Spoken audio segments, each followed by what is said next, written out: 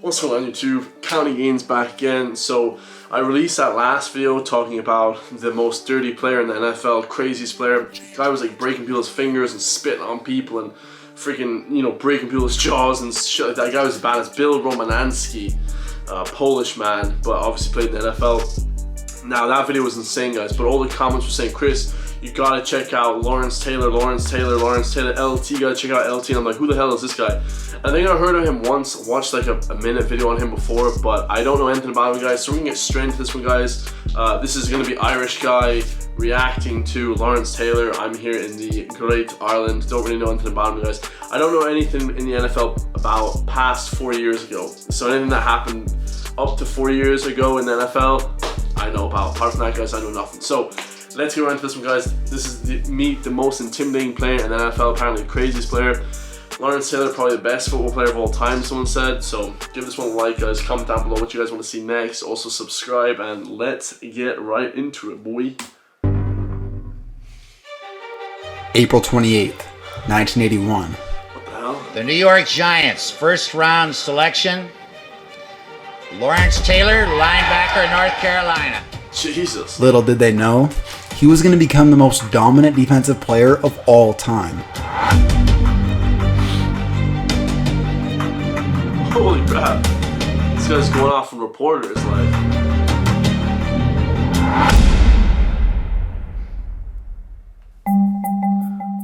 The dude's career started off legendary. On his draft night, he claimed he drank 41 beers.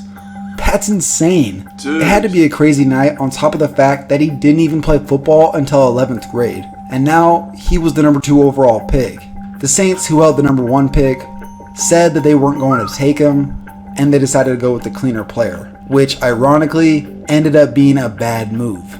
Damn. The Saints pick wasn't a bad player. He was actually pretty decent. He had a few 1,000-yard seasons, not too shabby, but he's not a Hall of Famer, let alone the most dominant player of all time. Crazy. So Lawrence Taylor was a 3-4 outside linebacker, mostly specialized in rushing the quarterback.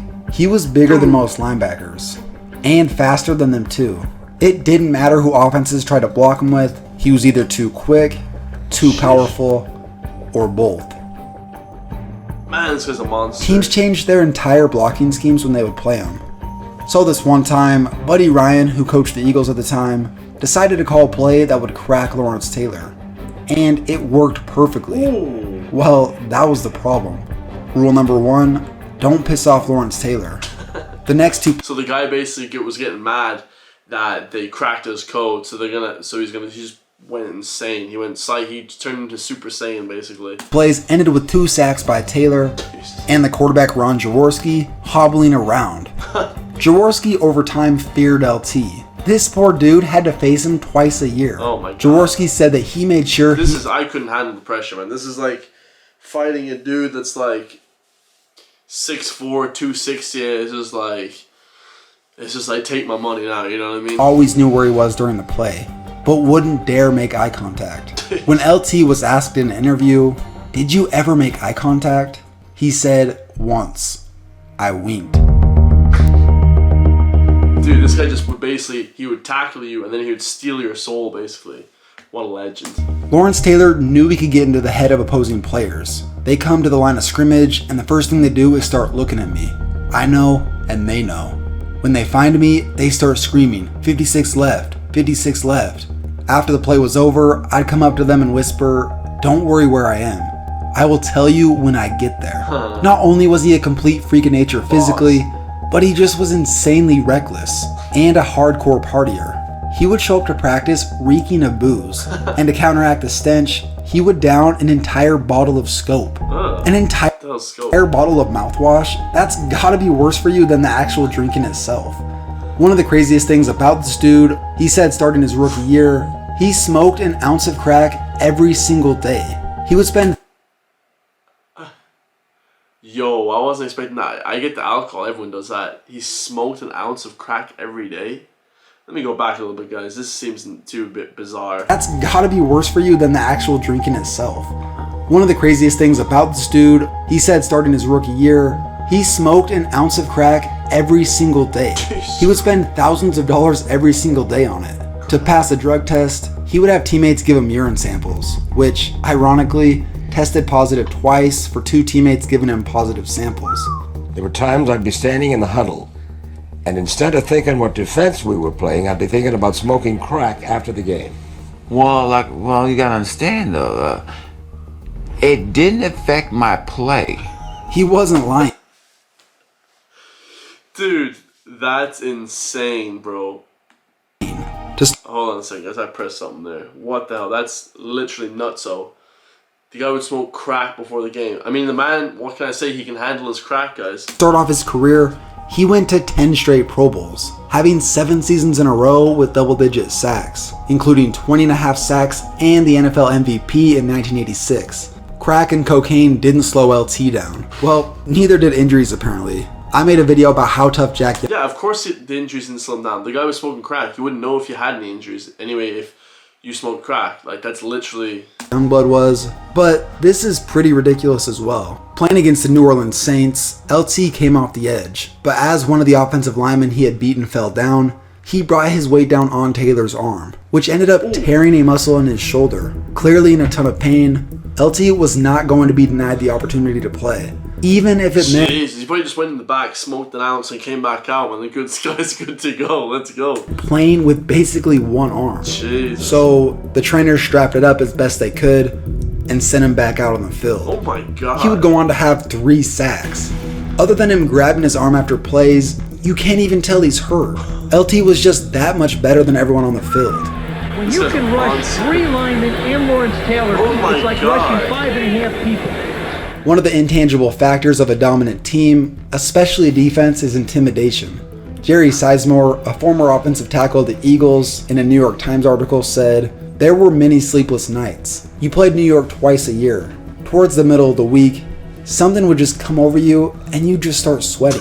My last year in the league, opening day, he just looked at me and laughed. Right there, I thought I had to get out of this game. The dude ended up quitting after that season.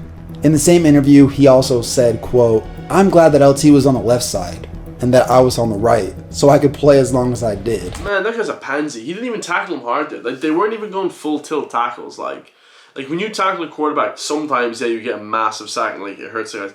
But 90% of the time, they're just kind of pushing them over, like, getting, like, a hand on them and dragging them down. It's not like they're, like, full on, like, head to head. Like, dude, come on. Like, the guy quit the season because of one player. Like, dude. Really? Like, the last thing I gotta talk about is LT's most famous play. Even though I'm sure a lot of you have seen this, I'm just gonna say this now. I haven't. Discretion is advised. What happened? And it was Lawrence Taylor who slammed Theismann to the ground at the 42-yard line. The blitz was on. That's not necessarily a good play to have called. And quickly, Lawrence Taylor was up saying Theismann is hurt. LT completely snapped the man's leg. One of the most gruesome injuries in NFL history. Could you just imagine being Joe Theismann's backup, going in after that play? Oh, please don't hurt me! This sort of thing is... That's a good... I like that cut. That's that happy get... Oh no, the Water Boy, sorry. The Water Boy. Same Adam Sandler kind of movies though. why quarterbacks feared this dude so much. I mean, that's not a crazy tackle. That's just like dragging them down. Like, I've been tackled like that before playing rugby and shit. It's not like the most serious tackle. Like, I don't really... Former NFL defensive back Beasley Reese told the New York Times, "I've seen quarterbacks look at Lawrence and forget the snap count. One opposing quarterback finding himself under center before the snap, unable to locate Taylor, out of fear, called the timeout rather than run the play, only to find Taylor standing on the sidelines." Damn, dude. What a legend. I wouldn't even tell him to chill out, man. I'd normally be like, "Hey, bro, why don't you chill the fuck out?" But that guy's a badass, dude. Hopefully you guys like that quick little video. Lawrence Taylor, guys, I have a newfound respect for him. Let's see some of the comments, guys. What they ever tell you about, whatever. This man's, ladies and gentlemen, is why I carry a gun. Yeah, this guy, crazy. Would love to see Taylor playing against Brady. Brady would probably cry, man. That's crazy. Like, don't worry about where I am. I'm going to tell you when I get there. Anyway, guys, that's absolute beast, man. Greatest linebacker of all time, apparently, which is a guy that basically just tackles the quarterback for him that doesn't really watch American football. So that was absolute class, guys. Thanks for the recommendation again, guys. Like, comment, subscribe. Love you guys all, and I'm out.